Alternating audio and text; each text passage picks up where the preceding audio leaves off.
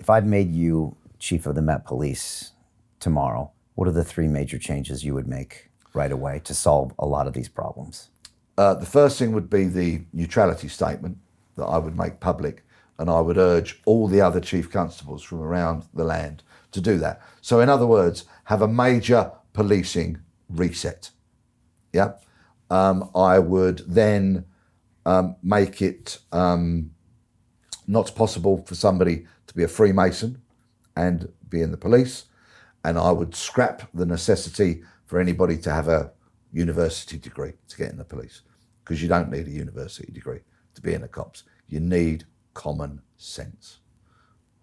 And what would you do about the fact that the remit for police has expanded exponentially since you were on the force? How would you try to trim down some of those responsibilities, whether it's social media crimes or pizza toppings or mental health? How do you narrow the scope of the police so they actually can do their job? It's going to be a very busy first day for me, isn't it? I think I would, with regards to social media, for example, I would obviously have to walk the corridors of power and get a lot of support for putting the onus on these social media platforms to get their own house in order. I quite like the argument that before you have a social media account, you should provide your passport number or your national insurance number, so a name can be put to that icon or that emoji, which features on your account, because the keyboard warriors have had a go at me, particularly in the last 18 months while I've been hunting Kevin Park. They've really tried to do their bit. Likewise, when you apply for an email account, I would like to see some kind of real strident verification required before you can do that. You need to prove who you are when you open a bank account. Why shouldn't you prove who you are when you open an email account or a social media account? Okay. So I would really try, and that of course may reduce the police's workload quite considerably. With regards to the mental health crisis that there is, I would need to be sitting down again with government, and possibly never, ever, ever to the detriment of anybody in a mental health crisis. Never, of course, because that's what the police do. When you need them, they're there. But I would really make some very serious noises about whose responsibility is this exactly? And why can social workers and mental health professionals, many of whom I know and think the world of, but why shouldn't they be providing a 24/7 response? Okay. Say we can't get you the legalization of drugs in the next few years. What would you do to reduce crime? Which type of crime?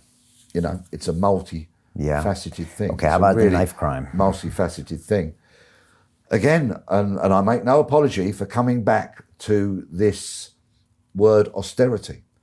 The youth clubs, their budgets have been butchered and many of them have disappeared. It's about engaging with youth, but of course it is multi-complex. We come back to the poverty, social deprivation, exclusion from school. Goodness me, if you exclude a young person from school who's hovering around the school gates like vultures waiting to feed on the corpses, the drug dealers. And so the kids get ensnared into that.